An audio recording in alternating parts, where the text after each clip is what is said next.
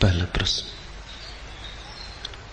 बुद्ध ने मन को जानने समझने पर ही सारा जोर दिया लगता है। क्या मन से मनुष्य का निर्माण होता है? आत्मा परमात्मा की सारी बातें क्या व्यर्थ हैं? बातें व्यर्थ हैं, अनुभव व्यर्थ नहीं। आत्मा परमात्मा मोक्ष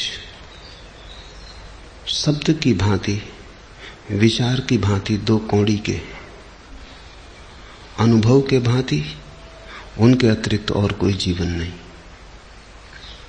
बुद्ध ने मोक्ष को व्यर्थ नहीं कहा है, मोक्ष की बातचीत को व्यर्थ कहा है।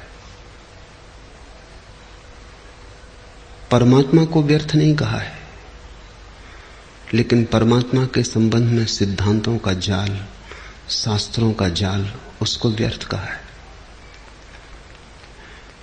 मनुष्य इतना धोखेबाज है कि वो अपनी ही बातों से स्वयं को धोखा देने में समर्थ हो जाता है। ईश्वर की बहुत चर्चा करते करते तुम्हें लगता है ईश्वर को जान लिया, इतना जान लिया ईश्वर के संबंध में कि लगता है ईश्वर को जान लिया, लेकिन ईश्वर के संबंध में जानना ईश्वर को जानना नहीं है। ये तो ऐसे ही है जैसे कोई प्यासा पानी के संबंध में सुनते सुनते सोच ले कि पानी को जान लिया, और प्यास तो बुझेगी नहीं। पानी की चर्चा से कहीं प्यास बुझी है? परमात्मा की चर्चा से भी प्यास न बुझेगी, और जिनकी बुझ जाए समझना कि प्यास लगी ही न थी। तो बुद्ध कहते हैं,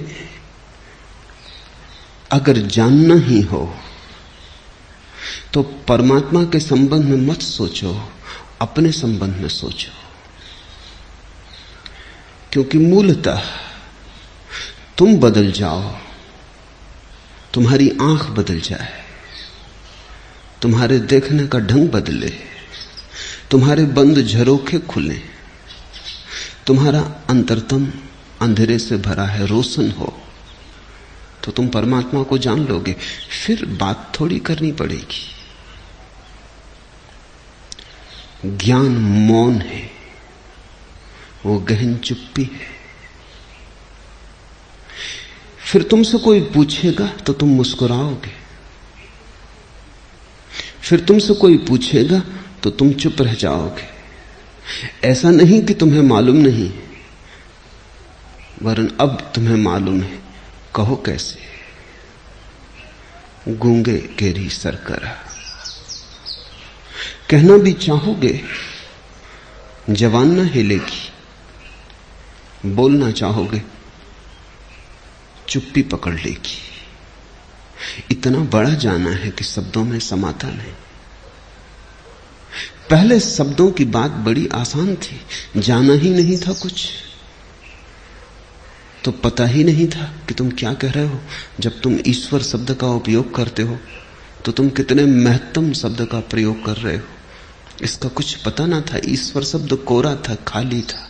अब अनुभव हुआ, महाकाश समा गया उस छोटे से शब्द में। अब उस छोटे से शब्द को मुंह से निकालना झूठा करना है। अब कहना नहीं है, अब तुम्हारा पूरा जीवन कहेगा, तुम ना कहोगे। इसलिए बुद्ध ने कहा, बात मत करो। चर्चा की बात नहीं है, पीना पड़ेगा, जीना पड़ेगा, अनुभव करना होगा। जो जानते नहीं उनकी बात व्यर्थ है, जो जानते हैं वो उसकी बात नहीं करते। ऐसा नहीं कि वो बात नहीं करते, बुद्ध ने बहुत बात की, लेकिन परमात्मा के संबंध में न की, मनुष्य के संबंध में की। मनुष्य बीमारी है, परमात्मा स्वास्थ्य है। बीमारी को ठीक पहचान लो, कारण खोज लो, निदान करो, चिकित्सा हो जाने दो।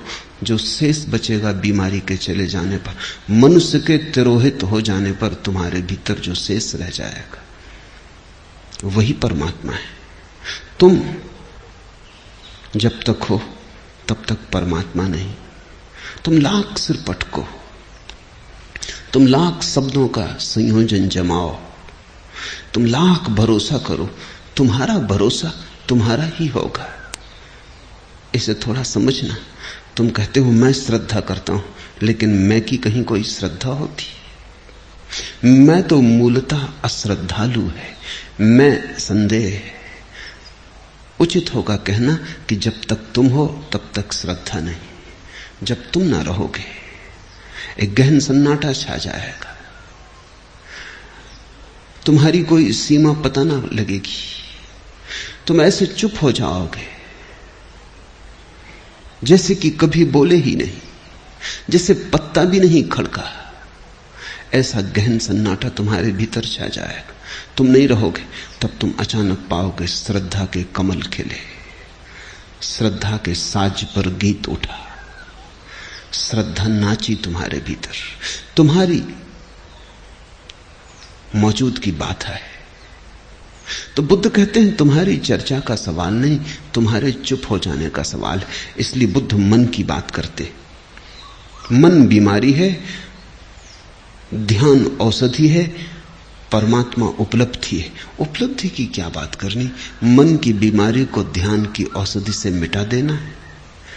परमात्मा मिला ही हुआ है, बात की तो न की तो कोई अंतर नहीं पड़ता। जो नहीं जानते वो बात करें तो भी क्या बात करेंगे, और जो जानते हैं वो बात करना भी चाहें तो कैसे करेंगे। ऐसा नहीं कि बुद्ध को बात करना नहीं आता, उन जैसा कुशल बात करने वाला कभी हुआ है? शब्दों से वे खेल सकते हैं, कुशल है, लेकिन उनका अंतर्बोध उन्हें रोकता है। पंडित बोले चले जाते, उन्हें पता नहीं क्या कह रहे हैं।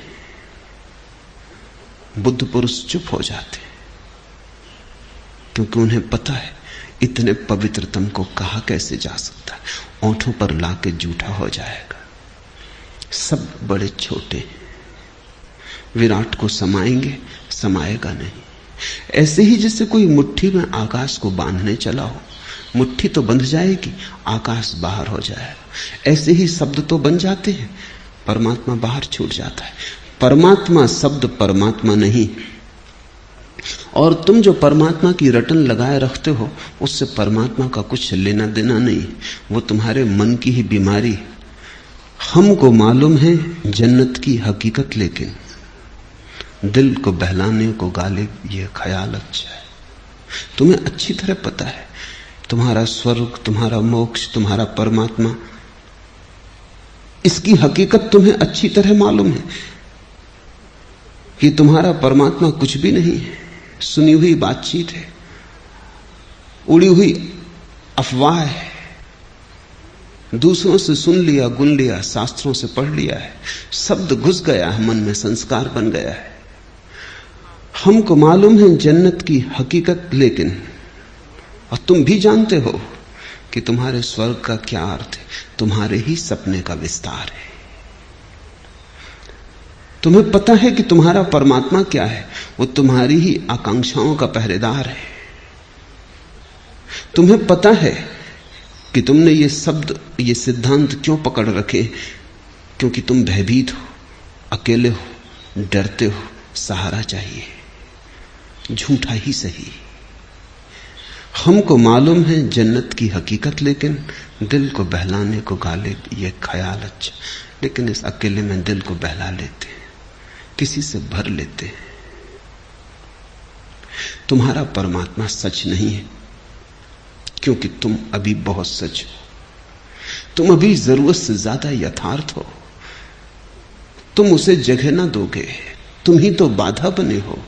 तुम्हारे अतिरिक्त तुम्हारे और परमात्मा के बीच और कोई भी नहीं खड़ा है। इसलिए बुद्ध कहते हैं मन को समझो। मन यानी तुम, मन यानी मनुष्य। और जहां मन चला गया वहां ध्यान, और जहां ध्यान वहां परमात्मा। तुम्हारे होने के दो ढंग हैं, एक मन और एक ध्यान। तुमने कभी ख्याल किया जब तुम बीमार होते हो तब भी तुम ही होते हो, और जब तुम स्वस्थ होते हो तब भी तुम ही होते हो। तो बीमारी और स्वास्थ्य तुम्हारे दो होने के ढंग है। बीमारी बेचैनी है, बीमारी एक पीड़ा है, बीमारी एक दुख दर्द है। स्वास्थ्य एक शांति है, जैसे भटका भूला घर लौट आया, जैसे थके मांदे को वृक्ष की छाया मिली। स्वास्थ्य सुख है, वो भी तुम्हारे होने का ढंग है। तो एक तो तुम्हारे होने का ढंग मनुष्य है, वो यानी बीमारी मन, और एक तुम्हारे होने का ढंग ध्यान है, स्वास्थ्य है, परमात्मा है। तुम ही जब स्वस्थ होते हो परमात्मा हो जाते हो, तुम ही जब बीमार होते हो आदमी हो जाते हो। लहर शांत है, पूरा चांद आकाश में, झील पर कोई लहरें नहीं उठती, दर्पण बन गई है झील, चांद पूरा का पूरा दिखाई पड़ता है। फिर हवा का एक झोंका,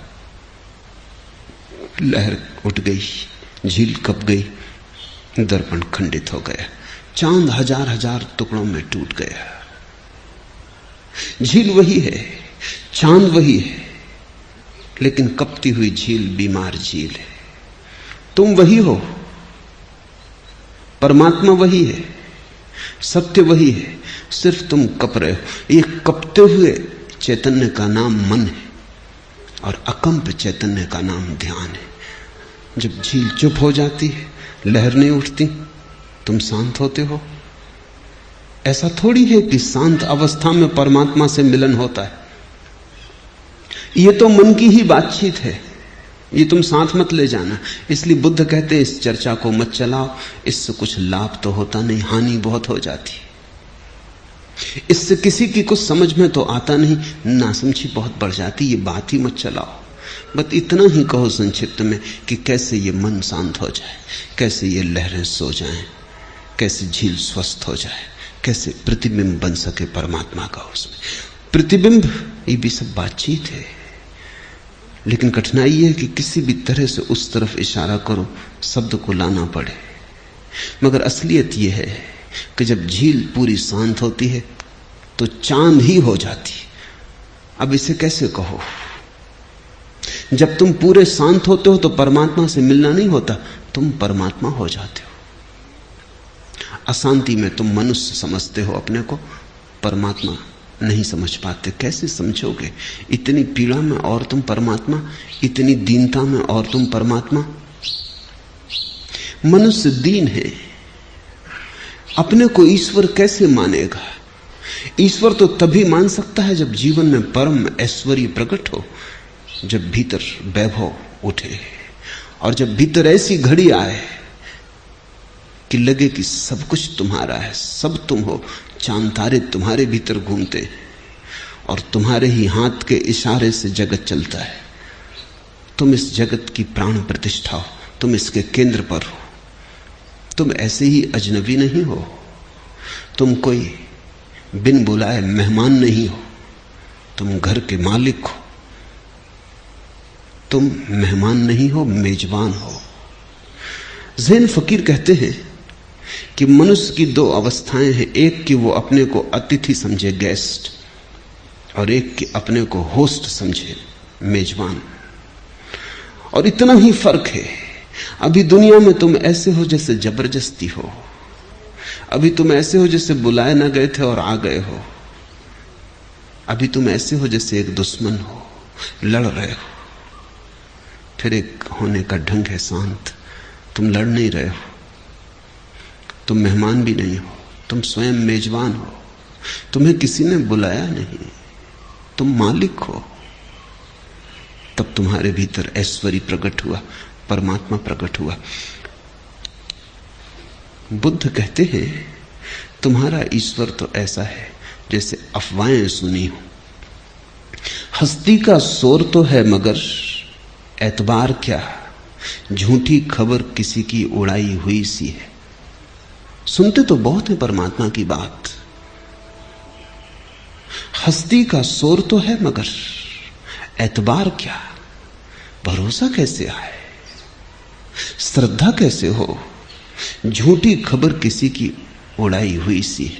ये परमात्मा एक झूठी खबर मालूम पड़ता है जो किसी ने उड़ा दी और चल पड़ी और एक से दूसरे के हाथ में चली जाती, एक पीढ़ी दूसरी पीढ़ी को दे जाती। इस पे भरोसा कैसे आए, एतबार कैसे हो? तो बुद्ध कहते हैं इस बात में ही मत पड़ो। परमात्मा पर एतबार नहीं लाना है, परमात्मा पे भरोसा नहीं लाना है। लाओगे भी कैसे? जिसे कभी जाना नहीं, जिसे कभी देखा नहीं, जिसे कभी सुना नहीं, जिसे कभी पहचाना नहीं, जिसका कोई संस्पर्श न हुआ, जो हृदय में कभी विराजा नहीं, जिसकी छाया कभी तुम्हारे जीवन पर न पड़ी, उसका भरोसा कैसे करोगे?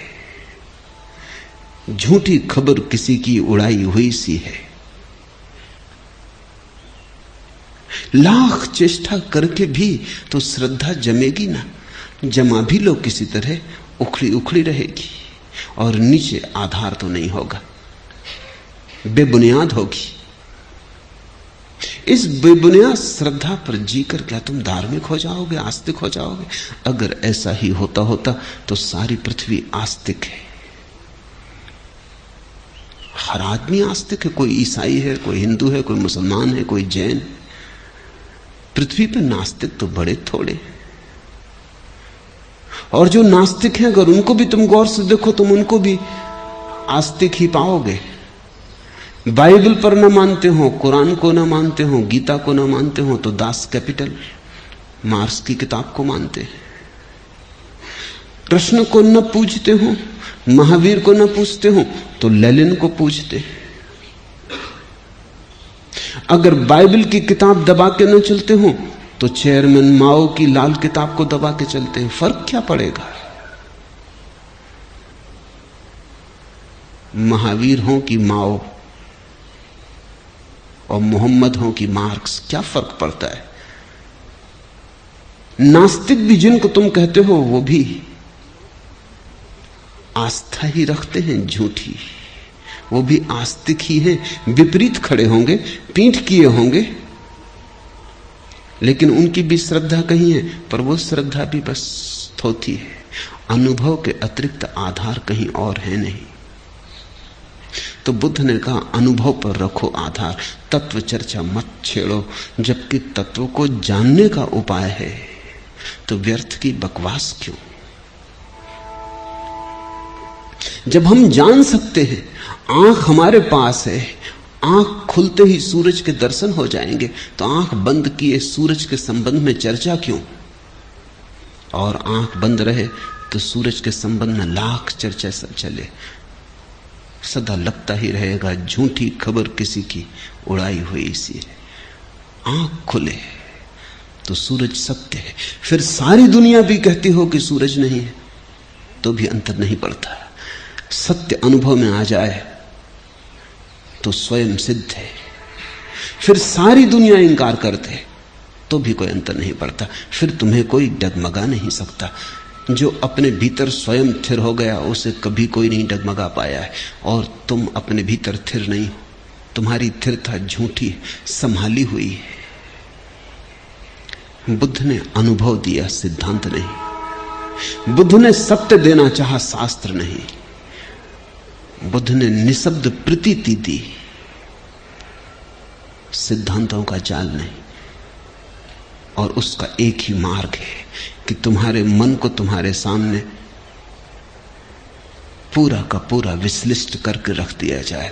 अपने मन को तुम पहचान लो, अपनी बीमारी को जान लो, औषधि है। ठीक निदान हो जाए, ठीक औषधि मिल जाए, तुम वही हो जाते हो जिसकी सदियों से चर्चा करते रहे हो। बुद्ध दार्शनिक नहीं, बुद्ध वैज्ञानिक है।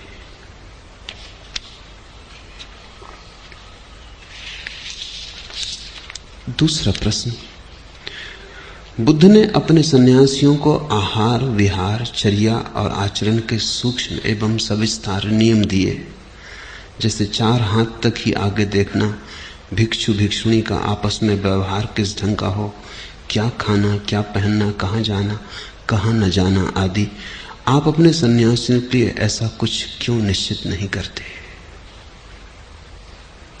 बुद्ध ने नियम दिए,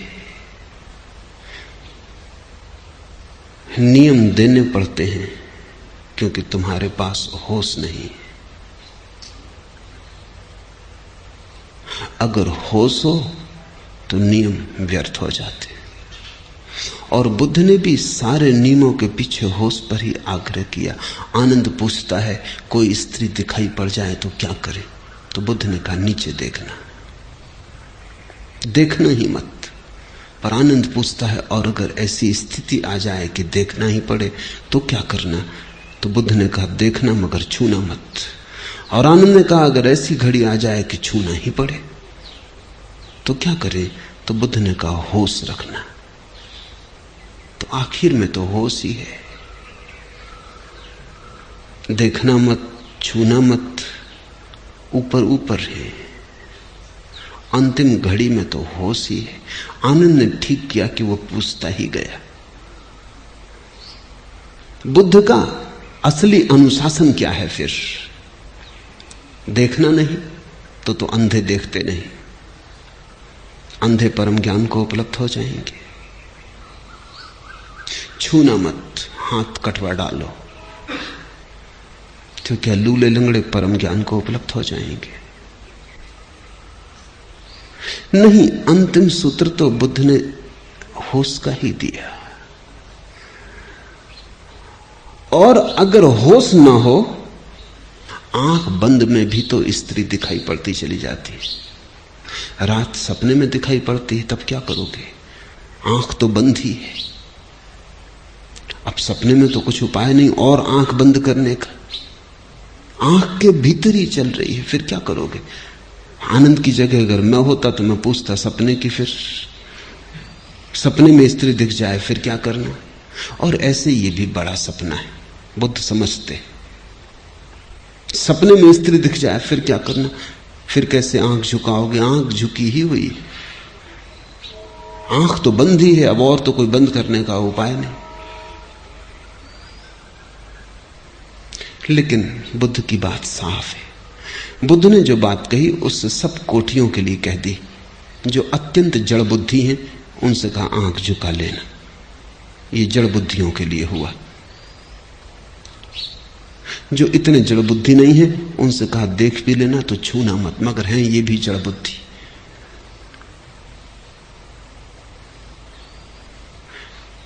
अंतिम सूत्र असली सूत्र है, क्योंकि उसके पार फिर कुछ नहीं। वो आखिरी अनुशासन है, स्मरण रखना, होश रखना। मैंने 2 सूत्र छोड़ दिए क्योंकि 2000-2500 साल का अनुभव कहता हूं उनसे कुछ फल न हुआ। मैं बुद्ध से 2500 साल बाद हूं, तो 2500 साल का कुछ अनुभव भी साथ है। 2500 साल में जो घटा वो साफ है। क्या हुआ? जो ऊपर के नियम थे वो तो टूट गए, और जो ऊपर के नियमों में उलझे वो व्यर्थ ही परेशान हुए और नष्ट हो गए। जिन्होंने आखिरी सूत्र पकड़ा वही बचे। अब मैं तुम्हें उदाहरण दूं कि कैसे घटना घटती है। एक गांव में बुद्ध ठहरे। एक भिक्षु भिक्षा का पात्र लेकर लौट रहा था वापस। एक चील के मुंह से मांस का टुकड़ा छूट गया। वो भिक्षा पात्र में गिर गया टुकड़ा मांस का। अब बड़ी कठिनाई खड़ी हो गई, क्योंकि बुद्ध कहते हैं मांस खाना नहीं। और बुद्ध ने यह भी कहा है कि भिक्षा पात्र में जो भी डाल दिया जाए उसे अस्वीकार नहीं करना। अब क्या करना? बड़ी दुविधा खड़ी हो गई। भिक्षु आया, उसने बुद्ध से पूछा आप क्या करें? 2 नियमों में विरोध हो गया। आप कहते हैं जो भी भिक्षा पात्र में कोई डाल दे उसे इंकार नहीं करना। ये इसलिए कहना पड़ा कि भिक्षु बड़े कुशल हो जाते हैं। जैन मुनियों को देखो, वो इशारा कर देते हैं क्या डालो, इशारा कर देंगे मत डालो। मुंह से ना बोलेंगे, हाथ से इशारा कर देंगे, क्योंकि बोलने के लिए महावीर ने मना किया, मांगना मत। तो वो इशारा कर देते हैं कि ये डाल दो, थोड़ा और ज्यादा डाल दो, मगर मुंह से नहीं बोलते। तो आखिर बेईमान आदमी के लिए नियम क्या करेंगे? कितने कानून हैं दुनिया में, लेकिन चोर हमेशा कानून में से रास्ता निकाल लेता है। आखिर वकील किस लिए है? वो रास्ता निकालने के लिए, वो चोर को बताने के लिए। बनाने दो नियम उनको, हम बैठे हैं, तुम घबराते क्यों? आदमी के मन में तर्क है, वो वकील है, वो रास्ता खोज देता है। वो भिक्षु आया, उसने कहा कि ये क्या मामला, अब क्या करना? आपने कहा भिक्षा पात्र में जो भी डाल दिया जाए। ये बुद्ध ने इसलिए कहा कि नहीं तो लोग मांगते हैं, और बुद्ध का भिक्षु भिखारी हो जाए बद्दा है। भिक्षु भिखारी नहीं है, वो कोई मांग नहीं रहा है। दे दो तो भला, न दे तो भला, वो आशीर्वाद ही देगा। और अगर वो मांगने लगे तो फिर बोझ हो जाता है। किसी गरीब के घर के सामने खड़ा हो जाए और खीर मांगने लगे और गरीब न दे सके तो पीड़ा होती है, और दे तो कठिनाई हो जाती। रूखा सूखा जो गरीब दे दे वही ले लेना, न दे तो मन में कुछ बुराई मत लाना, विरोध मत लाना। इसलिए कहा था, बुद्ध को पता भी न था कि जिंदगी ऐसी है कि अब चील कहीं मांस का टुकड़ा गिरा दे। अपवाद है, कोई रोज चील मांस का टुकड़ा गिराएगी भी नहीं। लेकिन अब उस बौद्ध भिक्षु ने पूछा, अब क्या करें? और आप कहते हैं मांस खाना नहीं। अब इन दोनों में विरोध हो गया। नियमों में हमेशा विरोध हो जाएगा, क्योंकि जिंदगी जटिल है। जिंदगी तुम्हारे नियम मान के थोड़ी चलती। भिक्षु मानता होगा नियम, चील थोड़ी मानती। चील थोड़ी कोई बौद्ध भिक्षु कि बुद्ध के वचन सुनती। चील अपनी मौज में होगी, छोड़ गई। अब चील को कोई पता भी नहीं है कि भिक्षु के पात्र में गिर जाएगा। भिक्षु के पात्र में गिराया भी नहीं है। जीवन में संयोग होते हैं, सिद्धांत नहीं चलते, टूट जाते हैं। संयोग रोज बदल जाते हैं, सिद्धांत अधूरे पड़ जाते हैं। सिद्धांत तो ऐसे ही जैसे छोटे बच्चे के लिए पैंट कमीज बनाया, वो बच्चा बड़ा हो गया, अब वो पैंट कमीज छोटा पड़ गया। अब दो ही उपाय हैं, या तो पैंट कमीज बड़ा करो और या फिर बच्चों को दबा दबा के छोटा रखो। तो पैंट कमीज बड़ा करने में कठिनाई मालूम होती है, कौन करे बड़ा? बुद्ध तो जा चुके। तो जो वो नियम दे गए उसको रहने दो, चाहे आदमी को ही छोटा रहना पड़े तो हर्जा नहीं, लेकिन नियम तो नहीं बदला जा सकता। कौन बदलेगा नियम? और एक बार बदलने की सुविधा दो तो फिर कहां रोकोगे? बुद्ध ने सोचा, बुद्ध अक्सर सोचते नहीं ऐसा, उन्होंने आंख बंद कर ली। उन्होंने बहुत सोचा कि मामला तो जटिल है। फिर उन्होंने सोचा, अगर मैं कहूं कि तुम चुनाव कर सकते हो पात्र में से, जो योग्य न हो वो छोड़ दिए, तो वो जानते हैं कि ये तो खतरा हो जाएगा। तो लोग जो नहीं खाना पीना वो फेंक देंगे, और जो खाना पीना है वो खा पी लेंगे। और चुनाव भिक्षु को नहीं करना चाहिए, जो मिल गया भाग्य में वही ठीक है। फिर अगर ये कहूं कि जो मिल जाए वो खा लेना, तो ये मांस के टुकड़े का क्या करना? फिर बुद्ध को ख्याल आया कि चीलें कोई रोज तो गिराएंगी नहीं, अब शायद कभी भी ना गिरे। हो गया एक दफे, ये संयोग था। इस एक संयोग के लिए नियम बनाना ठीक नहीं। तो बुद्ध ने कहा कि कोई फिक्र ना करो, जो पात्र में गिर जाए वो खा लेना। अगर मांस गिर गया तो वो तुम्हारा भाग्य का हिस्सा है। बुद्ध ने सोचा था चीलें रोज मांस न गिराएंगी, लेकिन अब बौद्ध भिक्षुओं के पात्र में रोज मांस गिरता है। जापान, चीन, बर्मा, रोज। अब श्रावक गिराते हैं। और चूंकि एक दफा बुद्ध ने आज्ञा दे दी थी कि जो पात्र में गिर जाए वो खा ले, अब श्रावक मांस डालते हैं, मछली डालते हैं, और भिक्षु खाता है, क्योंकि नियम है। इसलिए दुनिया के बड़े से बड़े अहिंसक विचारक बुद्ध की परंपरा में मांसाहार प्रचलित हो गया। चील ने शुरू करवा दी।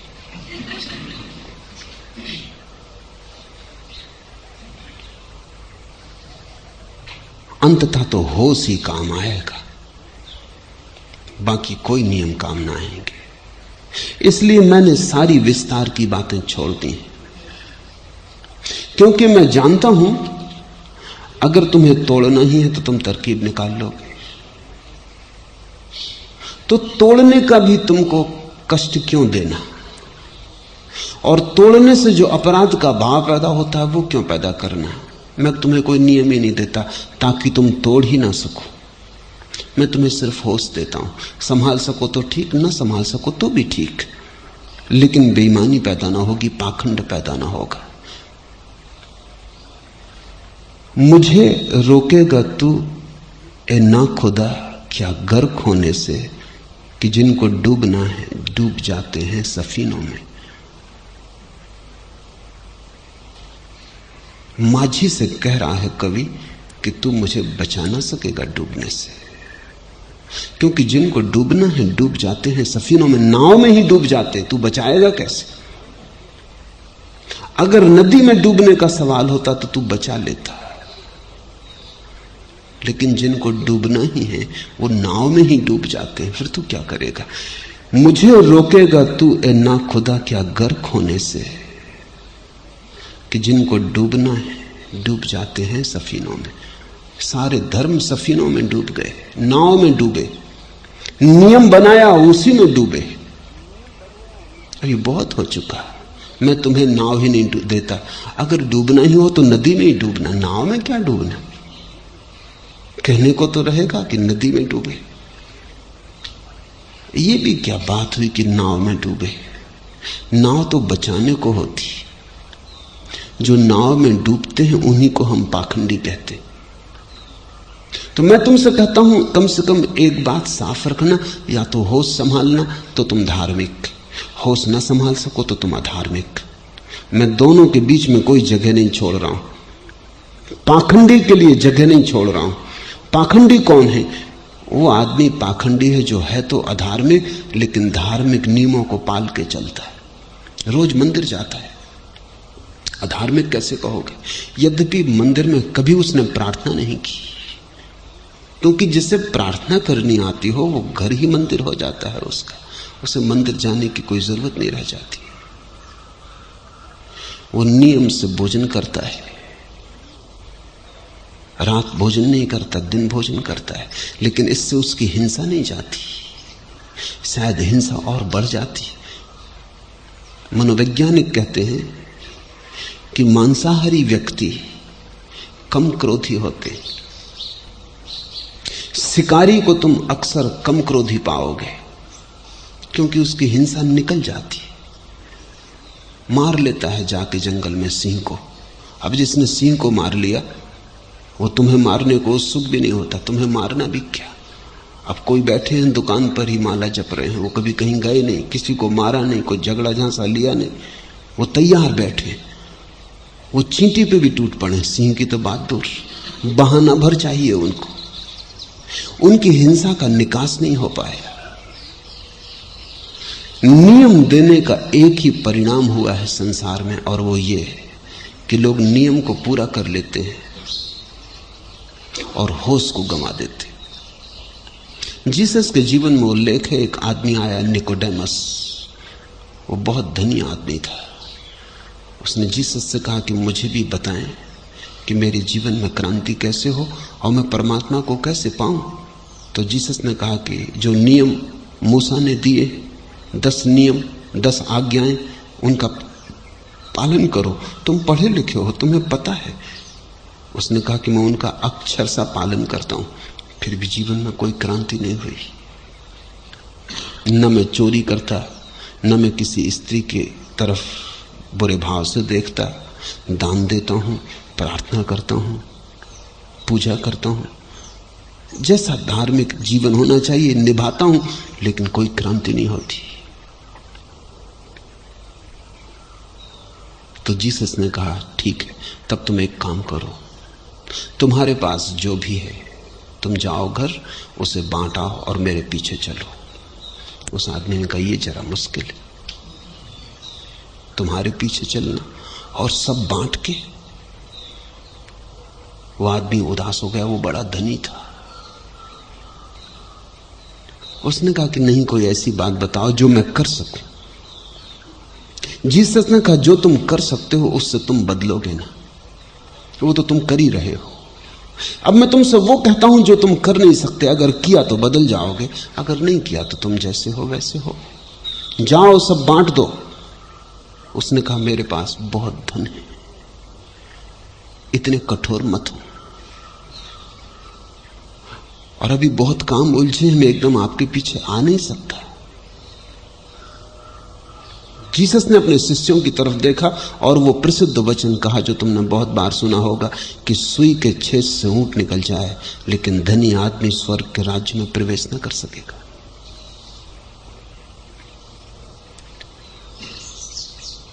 धनी नियम तो पाल लेता है लेकिन धार्मिक नहीं हो पाता। धनी को सुविधा है नियम पालने की, वो रोज दिन में 3 दफे मंदिर जा सकता है या 5 दफे नमाज पढ़ सकता है। गरीब तो 5 दफे नमाज नहीं पढ़ सकता। फुर्सत कहां, समय कहां, मंदिर कैसे जाए, दफ्तर जाए, फैक्ट्री जाए, खेत पर जाए कि मंदिर जाए। रोज गीता नहीं पढ़ सकता, समय कहां। भजन नहीं कर सकता क्योंकि पेट में भूख है। धनी तो भजन कर सकता है, पूजा कर सकता है। खुद ना भी करने की इच्छा हो तो नौकर रख सकता है, मजदूर रख सकता है पूजा करने को। नौकर चाकर रखे लोगों ने, उनको पुजारी कहते। उनसे कहते हैं तुम पूजा कर दो, उनको तनख्वाह मिलती है, पूजा का फल मालिक को मिलता है।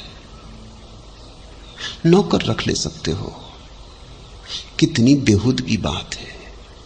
प्रेम और पूजा के लिए भी नौकर,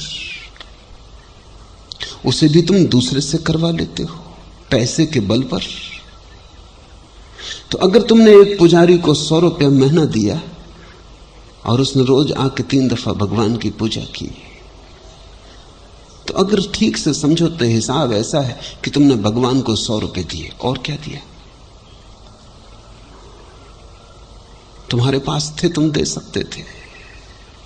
और शायद ये 100 रुपए दे के तुम करोड़ों पाने की आकांक्षा कर रहे हो, ये भी शायद रुस्बत है। नियम तो पूरे किए जा सकते हैं। नियम के पूरे करने से कोई धार्मिक नहीं होता, पाखंडी हो जाता है, हिपोक्रेट हो जाता है। इसलिए मैंने कोई नियम तुम्हें नहीं दिए। या तो तुम धार्मिक हो या अधार्मिक, बीच की मैंने तुम्हें सुविधा नहीं दी है। इसलिए मैं तुम्हें वही आखिरी बात कहता हूं जो बुद्ध ने आनंद को कही, होश साधना। आंख बंद करना न करना क्या पड़ा है। मेरी दृष्टि में ऐसा है कि अगर तुमने होश साधा, आंख खुली रखो, स्त्री को छुओ, धन कमाओ, मकान में रहो, बाजार में बैठो, कोई अंतर नहीं पड़ता। होश ना सधा, आंख बंद रखी, जंगल में भाग गए, धन ना छुआ, नंगे खड़े हो गए, सब त्याग दिया, तो भी कोई फर्क नहीं पड़ता। होश से ही क्रांति होती। इसलिए होश अकेला नियम है, एकमात्र नियम। एस धम्मो सनातनो, यही एकमात्र सनातन नियम है, यही एकमात्र सनातन धर्म है कि तुम जाग के जीना। और मैं तुमसे कुछ भी नहीं मांगता। विस्तार की बातों में तो तुम बहुत बार धोखा दे गए हो। मैं तुम्हें विस्तार का मौका ही नहीं देता, बस एक छोटा सा शब्द देता हूं, अवेयरनेस, होश, ताकि तुम साफ रहो। सधे तो साफ रहो, न सधे तो साफ रहो। दोनों के बीच में धोखा देने की सुविधा नहीं देता। इसलिए मैंने कोई नियम नहीं दिए। तुम ये मत समझना कि मैंने नियम नहीं दिए। नियम दिया है, नियम नहीं दिए। और नियम काफी है। कहावत है, 100 सुनार की एक लोहार की। मेरा नियम लोहार वाला है।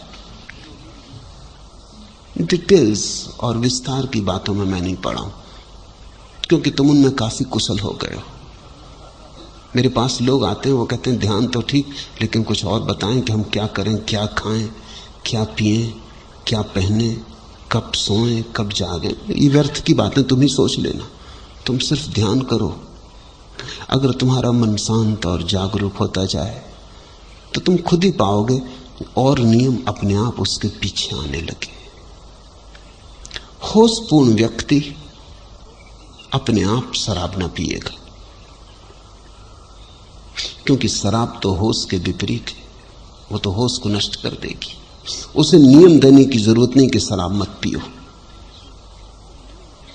होशपूर्ण व्यक्ति अपने आप मांसाहार छोड़ देगा, क्योंकि जिसको जरा सा भी होश आया उसे इतना ना दिखाई पड़ेगा कि दूसरों का जीवन लेके सिर्फ पेट भरने के लिए। अगर इतना भी ना दिखाई पड़े होश में, तो वो होश दो कौड़ी का है, उसका क्या मूल्य? होशपूर्ण व्यक्ति क्या चोरी करेगा, किसी की जेब काटेगा? होशपूर्ण व्यक्ति को अनुव्रत देने की जरूरत नहीं है कि चोरी मत करो, हिंसा मत करो, बेईमानी मत करो। ये विस्तार की बातें तो इसलिए देनी पड़ती हैं कि होश नहीं है, होश खो गया है। और ये सब तुम पूरी कर सकते हो, इनमें कुछ अड़चन नहीं है। तुम दान कर सकते हो, ईमानदारी कर सकते हो, सेवा कर सकते हो। बस एक चीज में अड़चन आती, तुम होश नहीं साध सकते। और अगर मैं तुम्हें 1001 विस्तार की बातें दे दूं तो तुम कहोगे 1001 में से 1000 का तो हम पालन कर रहे हैं, अगर एक ध्यान का नहीं भी कर रहे तो क्या हर्ज है। मैं तुम्हें एक ही देता हूं ताकि जीवन स्थिति साफ रहे, पाखंड के पैदा होने का उपाय ना हो। मैं तुम्हें नियम नहीं देता ताकि तुम नियम तोड़ ना सको। मैं तुम्हें नियम नहीं देता ताकि तुम नियम पाल के धोखा ना दे सको। मैं तुम्हें नियम नहीं देता, सिर्फ एक सूत्र देता हूं। शास्त्र नहीं देता, सिर्फ सूत्र देता हूं, होश। महावीर से किसी ने पूछा है, साधु कौन, असाधु कौन? तो महावीर ने वो नहीं कहा जो जैन मुनि कह रहे हैं कि जो दिन को भोजन करे वो साधु, जो रात को भोजन करे वो असाधु, जो पानी छान के पिए वो साधु, जो पानी छान के न पिए वो असाधु। नहीं, महावीर ने विस्तार की बातें न कही। महावीर ने एक लोहार की बात कही। महावीर ने कहा, असुत्ता मुनि सुत्ता अमुनि। जो सोया सोया जी रहा है वो असाधु, जो जागा जागा जी रहा असुत्ता वो साधु, वो मुनि। यही मैं तुमसे कहता हूं, यही बुद्ध ने भी कहा है। लेकिन 2500 वर्ष का अनुभव मेरे पास है जो उनके पास नहीं था। अगर आज बुद्ध हो तो वो ये नहीं कहेंगे कि पहले देखना मत, छूना मत। आज वो पहले कह देंगे, आनंद अब व्यर्थ की बकवास में ना जा, तू इतने प्रश्न पूछे फिर मैं असली बात कहूं, पहले ही कह देता हूं, होश रखना।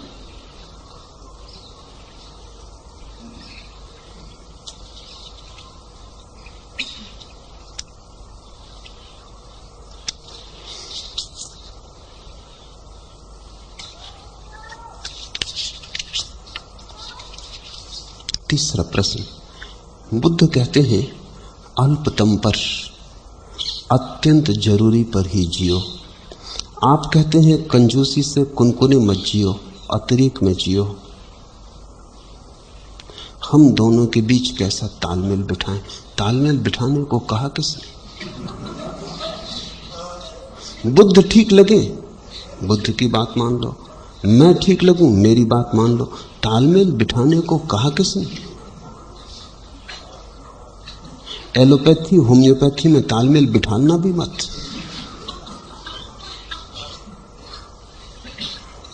तालमेल की चिंता बड़ी गहरी है तुम्हारे मन में कि किसी तरह तालमेल बिठा लो। तुम्हें लेना देना क्या है तालमेल से? जो दवा तुम्हारे काम पड़ जाए उसे स्वीकार कर लेना। तुम्हें कोई सारी दुनिया की पैथीज में तालमेल थोड़ी बिठाना। बुद्ध ने कहा है जियो न्यूनतम पर, ये एक छोर,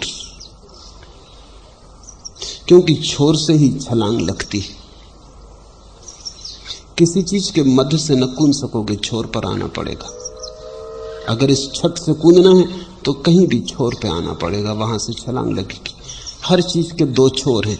बुद्ध ने कहा अल्पतम, न्यूनतम, कम से कम पर आ जाओ, वहां से छलांग लग जाएगी। मैं कहता हूं अतिरेक, अंतिम पर आ जाओ, वहां से छलांग लग जाएगी। बुद्ध कहते हैं दीन दरिद्र भिक्षु हो जाओ, मैं कहता हूं सम्राट बन जाओ।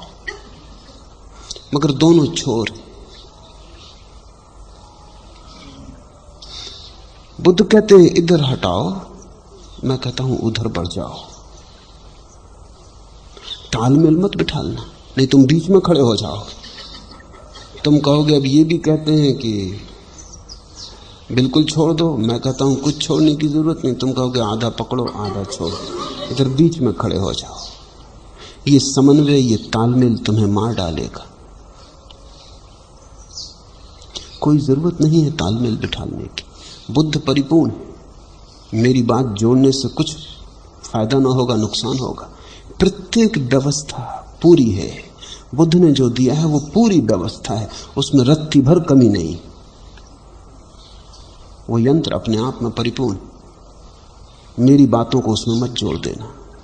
मैं तुम्हें जो दे रहा हूं वो परिपूर्ण है, उसमें बुद्ध को कुछ जोड़ने की जरूरत नहीं है।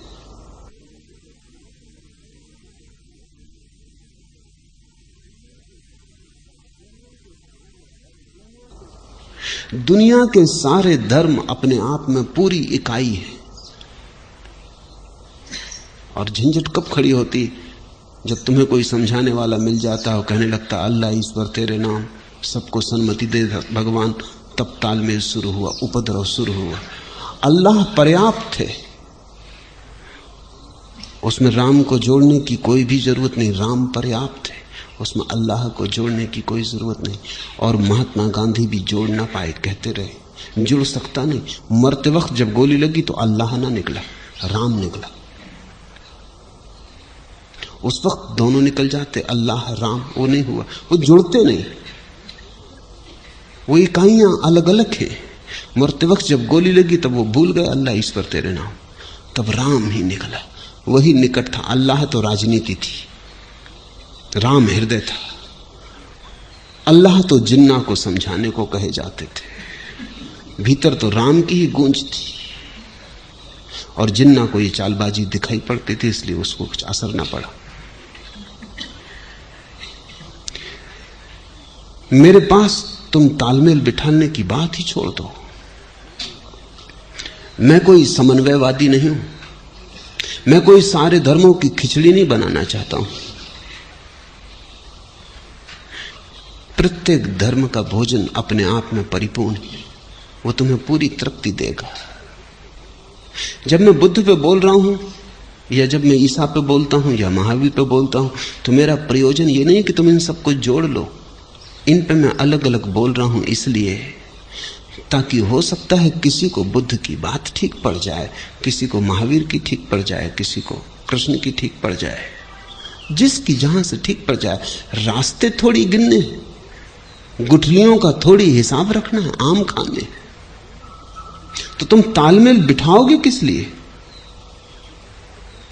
तुम्हें बुद्ध की बात जमती, फिक्र छोड़ो मेरी, कुछ लेना देना नहीं मुझसे। फिर तुम उसी मार्ग पे चले जाओ, वहीं से तुम्हें परमात्मा मिल जाएगा। वो रास्ता परिपूर्ण है, उसमें रत्ती भर जोड़ना नहीं। अगर तुम्हें बुद्ध की बात नहीं जमती, मेरी बात जमती, तो भूल जाओ सब बुद्धों को, क्योंकि उनकी याददाश्त भी बाधा बनेगी। और मन का एक बड़े से बड़ा उपद्रव यही है कि वो कभी किसी एक दिशा के प्रति पूरा समर्पित नहीं होता। एक कदम बाएं जाते हो, एक कदम दाएं जाते हो, कभी आगे जाते, कभी पीछे जाते। जिंदगी के आखिर में पाओगे वहीं खड़े खड़े घिसटते रहे हो जहां पैदा हुए थे। गति ऐसे नहीं होती, गति तो एक दिशा में होती। चुन लिया पश्चिम तो पश्चिम सही, फिर भूल जाओ बाकी तीन दिशाएं हैं भी, माना कि हैं, और कुछ लोग उन दिशाओं में भी चल रहे हैं, वो भी माना, लेकिन वो दिशाएं तुमने छोड़ दी। तुम पश्चिम जा रहे हो तो तुम पश्चिम ही जाओ। ऐसा ना हो कि एक हाथ पूरब जा रहा है, एक पश्चिम जा रहा है, एक टांग दक्षिण जा रही। तालमेल तो ना बैठेगा। उस तालमेल की चेष्टा में तुम बुरी तरह खंडित हो जाओगे। और यही गति मनुष्य की हो गई। आज से पहले जब दुनिया इतने एक दूसरे के करीब न थी और जमीन एक छोटा सा गांव नहीं हो गई थी, और जब एक धर्म से दूसरा धर्म परिचित नहीं था, तब बहुत लोगों ने परम ज्ञान को पाया। जैसे जैसे जमीन सिकुड़ी और छोटी हुई और एक दूसरे के धर्म से लोग परिचित हुए, वैसे ही धार्मिकता कम हो गई। उसका कारण यह कि सभी के मन में सभी दिशाएं समा गई। कुरान भी पढ़ते हो तुम, गीता भी पढ़ते हो, न तो गीता में डूब पाते न कुरान में डूब पाते। जब कुरान पढ़ते हो तब गीता की याद आती, जब गीता पढ़ते हो तब कुरान की याद आती, और तालमेल बिठाने में लगे रहते हो। नहीं, दुनिया का प्रत्येक धर्म अपने आप में समग्र है। न उससे कुछ घटाना है, न उसमें कुछ जोड़ना है। वो पूरी व्यवस्था है। तुम्हें जच जाए उसमें उतर जाना है और बाकी सबको भूल जाना है। यही तो अर्थ है गुरु चुनने का, कि तुमने देख लिया, पहचान लिया, खोजा, सोचा, चिंतन किया, मनन किया, पाया कि किसी से मेरा तालमेल बैठता है। दो व्यवस्थाओं में तालमेल नहीं बिठाना, तुम में और किसी व्यवस्था में तालमेल बैठ जाए, इसकी समझ पैदा करनी। कहां इस आदमी से मन भाता है, रस लगता है, और हर आदमी को अलग अलग रस लगेगा। अब मीरा को तुम बुद्ध में लगाना चाहो तो न लगा सकोगे, और अगर तुम सफल हो जाओ तो मीरा का दुर्भाग्य होगा, वो भटक जाएगी। उसे तो कृष्ण से ही लग सकता था, नाच उसके रोए रोए में समाया था। बुद्ध उस नाच को मुक्त नहीं कर सकते थे। बुद्ध की व्यवस्था में नाच की सुविधा नहीं। वो उनके लिए है जो नाच छोड़ने में रस रखते, वो उनके लिए है जो गति छोड़ने में रस लगते। मीरा को न जमती बात, बुद्ध की कोई बांसुरी ही नहीं है। बुद्ध के पास नाचने में बात बेमौजू होती। बुद्ध की मूर्ति के पास नाचोगे तो तुम्हें भी अजीब सा लगेगा, असंगत लगेगा। ये मूर्ति नाचने के लिए नहीं है। इस मूर्ति के पास तो चुप होकर बैठ जाना है, इसके पास तो पत्थर हो जाना है, इसके पास तो ऐसे अकंप हो जाना है कि पता ही ना चले कि तुम आदमी हो कि संगमरमर हो। तो ही तुम बुद्ध के रास्ते पे जा सकोगे। अगर नाचने की थोड़ी भी भावदशा हो तो कृष्ण को देखना, फिर वहां मोर मुकुट वाले कृष्ण से कुछ बात बन सकती। वो आदमी इसीलिए, उनकी बांसुरी फिर तुम्हारे भीतर छिपे नाच को मुक्त कर देगी। और मुक्ति का कोई अर्थ नहीं होता, मुक्ति का यही अर्थ होता है तुम्हारे भीतर जो छिपा है वो प्रकट हो जाए, खिल जाए। अगर तुम एक कमल अपने भीतर छिपाए हो तो वो खिल जाए हजार हजार पकड़ियों में, उसकी सुगंध लुट जाए हवाओं में। अगर तुम नाच छिपाए हो तो नाच प्रकट हो जाए। अगर कोई गीत अनगाया पड़ा है तो गा दिया जाए। अगर कोई मौन सधने को बैठा है तो सध जाए। तुम्हारी जो नियति है वो पूरी पूरी उपलब्ध हो जाए। हर आदमी की अलग अलग नियति है, हर आदमी का अलग अलग ढंग है, हर आदमी अनूठा है, बेजोड़ है। इसलिए तुम्हें अपना तालमेल किससे बैठ सकता है, किस गुरु से, किस शास्त्रा से, किसका अनुशासन तुम्हें मौजू आता है। और अगर तुम इसमें जरा भी भूल चूक किए तो बड़ी उलझन में पड़ जाओगे, तुम एक खिचड़ी बन जाओगे। तुम्हारे भीतर बहुत सी चीजें होंगी लेकिन सब खंड खंड होंगी, और तुम्हारे भीतर एक प्रतिमा निर्मित ना हो पाएगी। तुम थोड़ा सोचो, बुद्ध की गर्दन हो, कृष्ण के पैर हो, महावीर का हृदय हो, जीसस के हाथ हो, मोहम्मद की वाणी हो, सब गड़बड़ हो जाएगा। तुम पागल हो जाओगे, एकदम पागल हो जाओगे। तुम मुक्त तो ना हो पाओगे, विक्षिप्त हो जाओगे। इसलिए दुनिया के सारे धर्मों ने एक बात पर जोर दिया है कि अगर ये बात ठीक लगती है तो बस पूरा समर्पण चाहिए। ठीक नहीं लगती है कहीं और खोज लो। असली सवाल पूरा समर्पण है। जहां भी जाओ पूरा समर्पण कर दो। मेरे पास लोग आते हैं, वो कहते हैं हम तो सभी गुरुओं के पास जाते, सभी गुरु समान है। बड़ी ज्ञान की बातें कर रहे हैं वो, कि जो आप कहते हैं वही तो वो भी कहते हैं। न वो मुझे समझते न वो किसी और को समझते हैं। कुछ उन्होंने भी समझे ही नहीं। ये तो अंतिम बात है। मंजिल पर सभी गुरु एक हैं, मार्गों पर एक नहीं है। और जिसको चलना है उसको मंजिल का सवाल नहीं है, मार्ग का सवाल है। अंत में पहुंच के एक है। कृष्ण की बांसुरी का गीत भी वहीं पहुंचा देगा जहां बुद्ध का मौन पहुंचाता है। लेकिन ये मंजिल की बात है, तुम वहां नहीं हो। भूल के वहां अपने को समझ मत लेना। जहां नहीं हो वहां समझने से कुछ लाभ नहीं। जहां हो, तुम जहां खड़े हो वहां से रास्ता चाहिए, मंजिल नहीं। वहां तो अल्लाह अलग है, राम अलग है। हम मंजिल पे जो पहुंच गए हैं वहां सब एक, लेकिन वहां कोई भजन थोड़ी कर रहा, अल्लाह ईश्वर तेरे नाम। मंजिल पे तो सब खो गया, वहां अल्लाह भी खो गए, राम भी खो गए। जब अल्लाह ही मिल गया, राम ही मिल गया, तो फिर न राम बचे न अल्लाह बचे। वहां तो सब शास्त्र खो जाते, लेकिन वो उपलब्धि की बात है। तालमेल तुम बिठाना मत।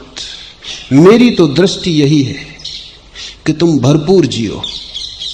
तुम ऐसे जियो जैसे बाढ़ आई नदी होती। तुम जीवन को उसकी त्वरा में जियो। तुम ऐसे जियो जैसे किसी ने मसाल को दोनों तरफ से जलाया हो। तुम जीने में कंजूसी मत करो।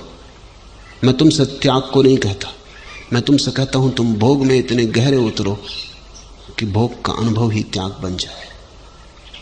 तेन तक तेन भुंजीता, तुम ऐसा भोगो कि तुम जान लो कि भोग व्यर्थ है और भोग छोड़ना ना पड़े। तुम्हारा ज्ञान ही भोग का छूटना हो जाए। तुम जीवन से भागो मत, भगोड़े मत बनो। तुम जीवन में जम के खड़े हो जाओ ताकि जीवन से आंखें मिल जाएं और तुम जीवन को पूरी तरह देख ही लो कि ये सपना है।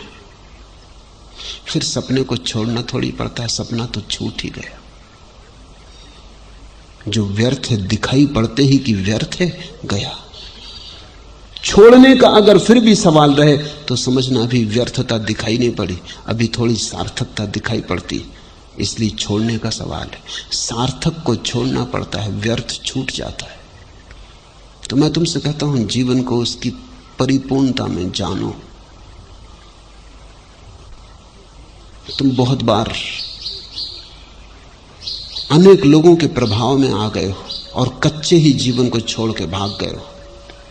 ये कोई पहला मौका नहीं है, क्योंकि जमीन पे तुम नए नहीं हो, बड़े प्राचीन हो। बहुत बार बहुत बुद्धों के प्रभाव में तुम आ गए हो। जो बुद्ध को घटा था वो तो परिपूर्ण जीवन से घटा था, ये थोड़ा समझो।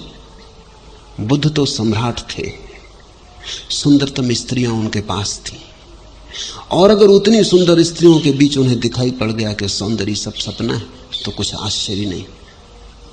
अब एक भिखारी है जिसने स्त्रियों को केवल दूर से देखा है, जिसे कोई स्त्री उपलब्ध नहीं हुई, या उपलब्ध भी हुई हो तो एक साधारण सी स्त्री उपलब्ध हुई है जिसमें स्त्री होना नाम मात्र को है, जिससे उसके सपने नहीं भरे, न हृदय भरा, न प्राण तृप्त हुए, न भोग गहरा गया। आकांक्षा घूमती रही, भटकती रही सब तरफ। हजार हजार चेहरे आकांक्षा में उभरते रहे, सपनों में जगते रहे। अब ये बुद्ध की बातें सुन ले ये आदमी, तो बुद्ध प्रभावी है, इसमें कोई शक शुबा नहीं। उस ज्ञान की अवस्था में आदमी में एक जादू हो जाता है। वो जिसकी तरफ देख ले वही खिंचा चला आता है, वो जिसको छू दे उसी के भीतर एक नया आयाम खुल जाता है। तुमने बुद्ध को सुन लिया और बुद्ध ने कहा कि सब व्यर्थ है। बुद्ध ये जान के कह रहे हैं, धन उन्होंने जाना है कि व्यर्थ है। तुमने केवल धन की कामना की है, जाना माना नहीं कि व्यर्थ है। जानने के लिए तो होना पहले चाहिए, वो है ही नहीं तुम्हारे पास, भिक्षा पात्र लिए खड़े हो। सम्राट थे बुद्ध, वो छोड़ के रास्ते पे आ गए, तुम रास्ते पर ही थे और तुमने बुद्ध की वाणी सुन ली और तुम प्रभावित हो गए। तुम मुश्किल में पड़ोगे, क्योंकि तुम्हारा त्याग बुद्ध का त्याग नहीं हो सकता। तुम्हारे त्याग में भोग छिपा ही रहेगा। तब क्या होगा? तब यह होगा कि तुम त्याग भी करोगे और सोचोगे त्याग के बाद स्वर्ग मिलने वाला है। स्वर्ग में भोगेंगे अप्सराएं, महल। तुम्हारे ऋषि मुनि यही कर रहे हैं। इंद्र अगर उनसे डर जाता है तो अकारण नहीं, क्योंकि वो मुक्त होने की इच्छा नहीं रखे हुए, वो इंद्र के सिंहासन पर बैठने की इच्छा लिए बैठे। इंद्र का सिंहासन डोलने लगता है पुराणों में, वो तो प्रतीक है। वो ये बता रहा है कि ऋषि मुनि वस्तुतः ऋषि मुनि नहीं, वो भी आकांक्षा कर रहे हैं स्वर्ग में सिंहासन की। और जहां आकांक्षा है वहां प्रतिस्पर्धा है, और जो पहले से सिंहासन पर बैठा है वो जरूर घबराएगा। अब तुम अगर राष्ट्रपति होना चाहो तो राष्ट्रपति घबराएगा कि ये आने लगे सज्जन, डरो। तुम अगर अप्सराओं की कामना करने लगे कि उर्वशी को भोगना है, तो इंद्र घबराएगा, उसकी उर्वशी छीनने की चिंता में तुम लगे हो। वो तुम्हें डमाएगा, डिगाएगा, आएगा। पुराण की कथाएं अर्थपूर्ण है। वो इतना ही कह रही कि ऋषि अभी ऋषि नहीं, अन्यथा इंद्र को क्या प्रतिस्पर्धा उससे होती। ये मुक्त होना ही नहीं चाहता था, ये तो त्याग का सौदा कर रहा है। ये जो संसार में नहीं पा सका, संसार छोड़ के पाने की कोशिश कर रहा है, पर इसकी आकांक्षा तो वही की वही।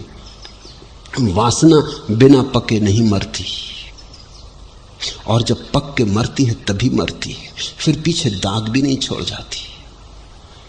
तब तुम ऐसे निर्दोष निकलते हो, ऐसे ताजे, जिसे सुबह सुबह अभी अभी खिला हुआ फूल हो।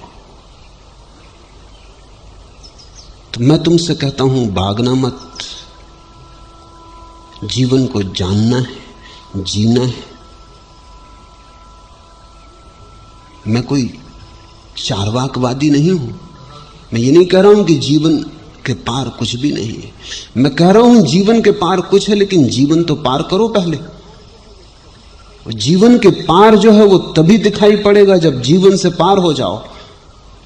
आधे से भाग गए, सीमा तक न पहुंचे और भाग गए, तो तुम जीवन में ही भटकते रहोगे। सीमा के पार ही अतिक्रमण संभव है। तो मेरी दृष्टि भोग के माध्यम से त्याग तक जाने की, और दूसरा कोई माध्यम इतना कारगर नहीं। इसलिए बुद्ध तो होते हैं, लेकिन कितने लोग उनके पीछे बुद्धत्व को उपलब्ध हो पाते हैं? ना के बराबर, क्योंकि दिशाएं बड़ी भिन्न भिन्न हैं। बुद्ध तो महल छोड़ के भिखारी होते हैं, दूसरा आदमी भिखारी था बुद्ध के पीछे हो लेता है। उन दोनों के अनुभव अलग हैं। बुद्ध के त्याग में तो भोग का अनुभव छिपा है, भिखारी के त्याग में कुछ भी नहीं। भिक्षा पात्र छोड़ रहा, उसके पास कुछ त्यागने को था भी नहीं, उसका त्याग धोखा है। तो मैं तुमसे अतिरेक में जीने को कहता हूं। जीवन है, जब तक उसे पूरा पूरा जी लो। जी के ही तुम उससे मुक्त हो जाओगे। तर्क के मैं ही इसे समझ ना से, इतनी पी है कि पी नहीं जाती। तर्क के मैं ही इसे समझ ना से, ए धर्मगुरु इसको तू शराब का त्याग ही समझ। इतनी पी है कि पी नहीं जाती। अब इतनी पी ली है कि अब पीने का कोई उपाय न रहा। जीवन को इतना पी डालो कि पीने का फिर कोई उपाय ही न रह जाए। पीकर ही तुम मुक्त हो। लेकिन अगर तुम्हें बुद्ध की बात ठीक जमती हो तो मजे से उस मार्ग पर चले जाओ। लेकिन ध्यान रखना अपना कि क्या तुम्हारे पास बुद्ध जैसा जीवन का अनुभव है, भोग का ऐसा गहन अनुभव है। तुम्हें पता है बुद्ध के जीवन की कहानी? ज्योतिषियों ने कहा कि ये छोड़ के सन्यासी हो जाएगा, तो बाप चिंतित हुआ। शुद्धोधन ने बड़े बड़े ज्ञानियों से सलाह ली कि क्या करें। निश्चित ही वो ज्ञानी भगोड़े होंगे। शास्त्रों में ये कहा नहीं, ये मेरी दृष्टि है। वो ज्ञानी भगोड़े होंगे, क्योंकि अक्सर ज्ञानी भगोड़े होते। त्यागी महात्माओं को बुला लिया होगा, उनसे पूछा, वो कोई सम्राट न थे जिन्होंने संसार जान के छोड़ा था। उन्होंने जीवन को बेबसी में छोड़ा होगा, असहाय अवस्था में छोड़ा होगा। पा नहीं सके इसलिए छोड़ा होगा। अंगूर खट्टे थे, पहुंच नहीं सके इसलिए। पहुंच जाते तो उन्होंने भी बड़ी चेष्टा की थी। उन्होंने सलाह दी कि आप ऐसा करो, सब भोगों का इंतजाम कर दो। भोग में डूब जाएगा, सन्यासी अपने आप ना होगा। इससे मैं कहता हूं कि वो त्यागी रहे होंगे। अगर बुद्ध के बाप ने मुझसे पूछा होता तो मैं कहता कि भोग से इसको दूर रखो, स्त्रियों को पास मत आने दो।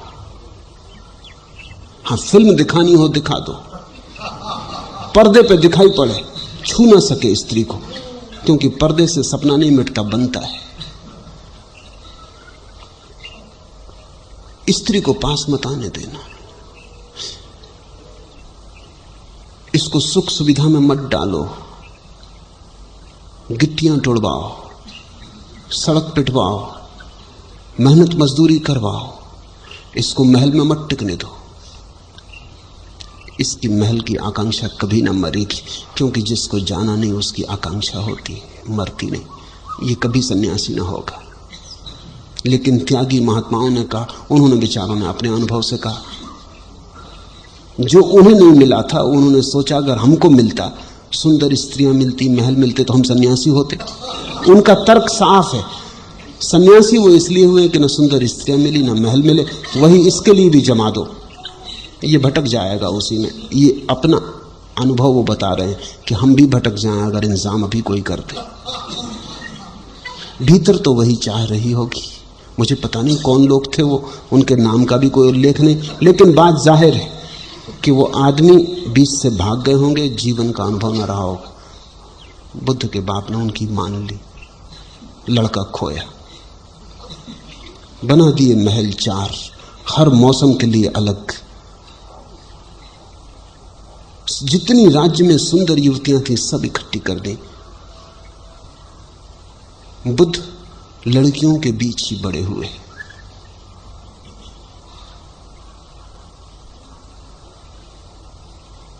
लेकिन ऊब गए। सुंदरतम स्त्रियां उनके पास थी, उनने सारे सपने तोड़ दिए। सुंदरतम स्त्री भी तुम्हारे पास हो, 2 दिन से ज्यादा थोड़ी सुंदर मालूम पड़ती। 2 दिन के बाद सब स्त्रियां साधारण हो जाती।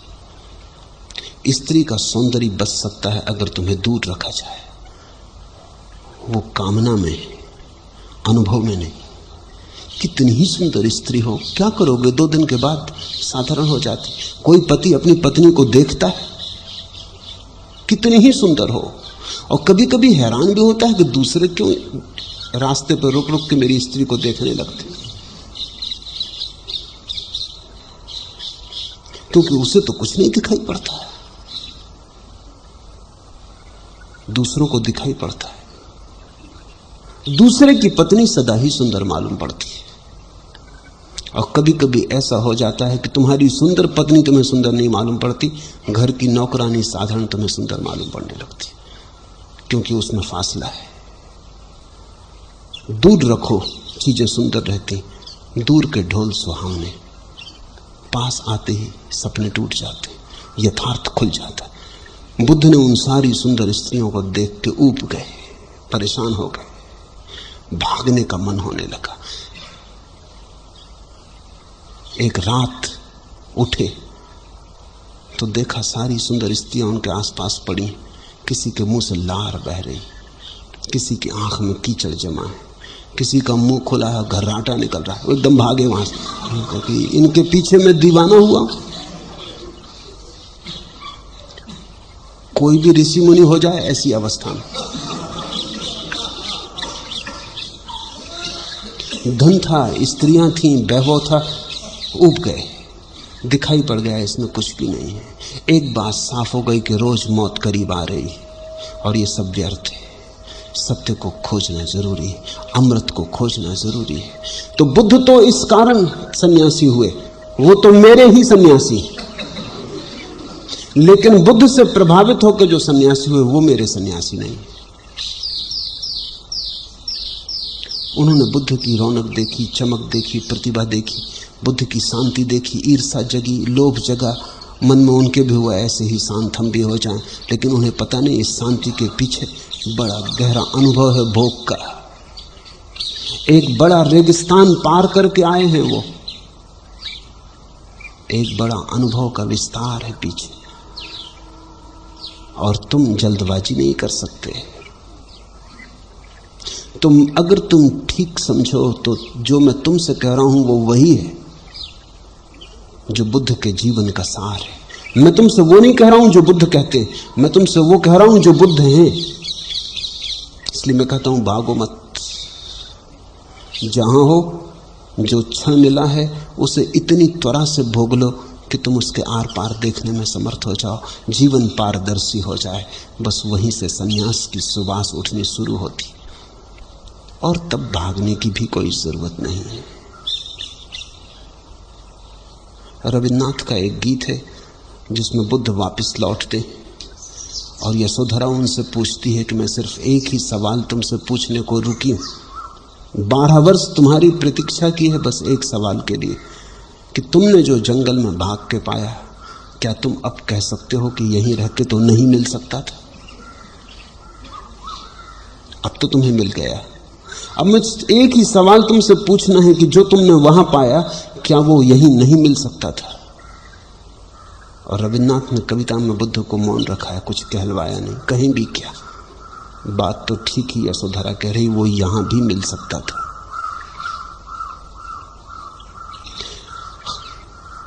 सत्य सब जगह, समझ चाहिए और समझ अनुभव का सार है। इसलिए मैं तुम्हें अनुभव से तोड़ना नहीं चाहता हूं कि तुम जितने जल्दी अनुभव में उतर जाओ, जितने गहरे उतर जाओ, उतने ही जल्दी अतिक्रमण का क्षण करीब आ जाए। संन्यास बहुत पास है। संसार का अनुभव तुम्हारा पूरा होना चाहिए। संन्यास संसार के विपरीत नहीं है, संन्यास संसार के पार है, विपरीत नहीं, आगे। जहां संसार समाप्त होता है, जहां संसार का मील का पत्थर आता है, जहां लिखा है यहां समाप्त होती सीमा, वहीं संन्यास शुरू होता है। लेकिन संसार पूरा करना ही होगा। अगर अभी पूरा न करोगे फिर लौट के आओगे। बुद्ध को भी शायद तुमने सुना हो, 2500 साल हो गए, तुम 25 बार लौट चुके। तुम मुझे भी सुन रहे हो, अगर मेरी बात तुमने न गुनी तुम फिर लौट के आओगे। परमात्मा तुम्हें वापस इस स्कूल में भेजता ही रहेगा जब तक तुम उत्तीर्ण ही ना हो जाओ। इसलिए मैं कहता हूं जल्दी करो, भागने की नहीं, भोगने की, जागने की, अनुभव को निरीक्षण करने की। अगर ठीक से अनुभव किया जाए तो किसी अनुभव को दोहराने की जरूरत नहीं। एक ही बार अगर पूरे मन से जाग के कोई अनुभव कर लिया जाए तो मुझसे मुक्त हो जाओगे, क्योंकि फिर पुनरुक्ति तो वही है।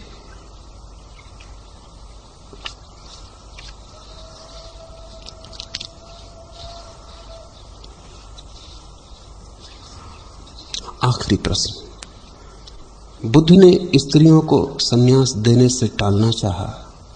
शंकर भी स्त्रियों को संन्यास देने के पक्ष में नहीं थे। संन्यास जीवन का स्त्रियों से ऐसी क्या विपरीतता है? क्या स्त्रियों से उसका कोई तालमेल नहीं है या कम है? क्या उन्हें संन्यास लेने की जरूरत पुरुषों की अपेक्षा कम है? पुरुष और स्त्री का मार्ग मूलतः अलग अलग है। पुरुष का मार्ग ध्यान का है, स्त्री का मार्ग प्रेम का। पुरुष का मार्ग ज्ञान का है, स्त्री का मार्ग भक्ति का।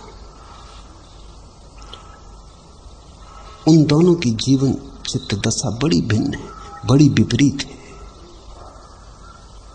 पुरुष को प्रेम लगता है बंधन, स्त्री को प्रेम लगती है मुक्ति। इसलिए पुरुष प्रेम भी करता है तो भी भागा भागा, डरा डरा कि कहीं बंध ना जाए, और स्त्री जब प्रेम करती है तो पूरा का पूरा बंध जाना चाहती, क्योंकि बंधन में ही उसने मुक्ति जानी। तो पुरुष की भाषा जो है वो कैसे छुटकारा हो, कैसे संसार से मुक्ति मिले, और स्त्री की जो खोज है वो है कैसे वो डूब जाए पूरी पूरी, कुछ भी पीछे ना बचे। तो संन्यास मूलतः पुरुषगत है, इसलिए बुद्ध भी झिझके। स्त्रियां प्रभाव में आ गई, स्त्रियां जल्दी प्रभाव में आती क्योंकि उनके पास ज्यादा संवेदनशील हृदय है। वो मांगने लगी कि हमें भी संन्यास दो। बुद्ध डरे। महावीर ने तो उनसे साफ कहा कि दे भी दूं तो भी तुम्हारी मुक्ति इस जन्म में नहीं होगी, जब तक तुम पुरुष ना हो जाओ। पुरुष पर्याय से ही मुक्ति होगी। कारण साफ है, महावीर का मार्ग भक्ति का नहीं है और बुद्ध का मार्ग भी भक्ति का नहीं, इसलिए अड़चन है। स्त्री के लिए उनके मार्ग पर कोई सुविधा नहीं, और स्त्री जब भी मुक्ति को उपलब्ध हुई है तो वो मीरा की तरह नाच के प्रेम में परिपूर्ण डूब के मुक्त हुई है। संसार से भाग के नहीं, संबंध से छूट के नहीं, संबंध में पूरी तरह डूब के। वो इतनी डूब गई कि मिट गई। मिटने के दो उपाय, या तो तुम भीतर की तरफ जाओ, अपने केंद्र की तरफ जाओ और उस जगह पहुंच जाओ जहां तुम ही बचे। जहां तुम ही बचे और कोई ना बचा, वहां तुम भी मिट जाओगे, क्योंकि मैं के बचने के लिए तू की जरूरत है। तू के बिना मैं नहीं बच सकता। अगर तू बिल्कुल छूट गया, यही संन्यास है बुद्ध का, महावीर का, मेरा नहीं, बुद्ध महावीर का यही संन्यास है कि अगर तू बिल्कुल मिट जाए तुम्हारे चित्त से, तो मैं अपने आप गिर जाएगा, क्योंकि वो एक ही सिक्के के दो पहलू हैं। तू के बिना मैं का कोई अर्थ नहीं रह जाता, मैं गिर जाएगा, तुम शून्य को उपलब्ध हो जाओगे। स्त्री का मार्ग दूसरा है, वो कहती मैं को इतना गिराओ कि तू ही बचे, प्रेमी ही बचे, प्रीतम ही बचे।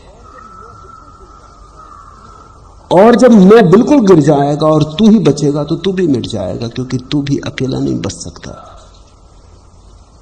मंजिल पे तो दोनों पहुंच जाते हैं, शून्य की या पूर्ण की, मगर राह अलग है। स्त्री मैं को खो के पहुंचती, पुरुष तू को खो के पहुंचता है।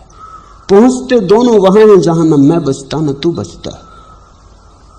जिसने दिल को खोया उसी को कुछ मिला, फायदा देखा इसी नुकसान में। ये स्त्री की बात है। जिसने दिल को खोया उसी को कुछ मिला, फायदा देखा इसी नुकसान में। इसलिए बुद्ध महावीर संकित थे, संदिग्ध थे स्त्री को लाना, और उनका डर स्वाभाविक था, क्योंकि स्त्री आई कि प्रेम आया, और प्रेम आया कि उनके पुरुष भिक्षु मुश्किल में पड़े। वो डर उनका स्वाभाविक था। वो डर ये था कि अगर स्त्री को मार्ग मिला और स्त्री संग में सम्मिलित हुई, तो वो जो पुरुष भिक्षु हैं वो आज नहीं कल स्त्री के प्रेम के जाल में गिरने शुरू हो जाएंगे। और वही हुआ भी। बुद्ध ने कहा था कि अगर स्त्रियों को मैं दीक्षा न देखता तो 5000 साल मेरा धर्म चलता। अब 500 साल चलेगा। 500 साल भी मुश्किल से चला, चलना कहना ठीक नहीं, लंगड़ाया, घिसटा, और जल्दी ही पुरुष अपने ध्यान को भूल गए। पुरुष को उसके ध्यान से डिगाना आसान है, स्त्री को उसके प्रेम से डिगाना मुश्किल है। अगर तुम मुझसे पूछते हो तो मैं ये कहता हूं कि बुद्ध और महावीर ने यह स्वीकार कर लिया कि स्त्री बलशाली है, पुरुष कमजोर है। अगर स्त्री को दिया मार्ग अंदर आने का, तो उन्हें अपने पुरुष सन्यासियों पर भरोसा नहीं, वो खो जाएंगे। स्त्री का प्रेम प्रगाढ़ है, वो डुबा लेगी उनको। उनका ध्यान ज्यादा देर न चलेगा, जल्दी ही उनके ध्यान में प्रेम की तरंगें उठने लगेंगी। स्त्री बलशाली है, होना भी चाहिए, वो प्रकृति के ज्यादा अनुकूल है। पुरुष जरा दूर निकल गया है प्रकृति से, अपने अहंकार में। स्त्री अपने प्रेम में अभी भी पास है, इसलिए स्त्री को हम प्रकृति कहते हैं, पुरुष को पुरुष, स्त्री को प्रकृति। प्रकृति का डर था महावीर और बुद्ध दोनों को। उनके सन्यासियों का डमाडोल हो जाना निश्चित था, लेकिन मैं भयभीत नहीं हूं, क्योंकि मैं कहता हूं स्त्रियां प्रेम के मार्ग से जाएं, और जिनका ध्यान डगमगा जाए अच्छा ही है कि डगमगा जाए, क्योंकि ऐसा ध्यान भी दो कौड़ी का जो डगमगा जाता हो, वो डगमगा ही जाए, वही अच्छा। जब डूबना ही है तो नौका में क्या डूबना, नदी में ही डूब जाना। मैं मानता हूं कि प्रेम स्त्री का तुम्हें घेरे और तुम्हारा ध्यान न डगमगाए तो कसौटी पे उतरा सही, और जो प्रेम से न डगमगाए ध्यान वही समाधि तक ले जाए। जो प्रेम से डगमगा जाए उसे अभी समाधि वगैरह तक जाने का उपाय नहीं। वो भाग आया होगा प्रेम से बच के, प्रेम की पीड़ा से बच के, प्रेम से डर के भाग आया होगा। इसलिए मेरे लिए कोई अड़चन नहीं है। मैंने पहला सन्यास स्त्री को ही दिया, ये महावीर और बुद्ध को कहने को कि सुनो, तुम घबराते थे हम पुरुष को पीछे देंगे।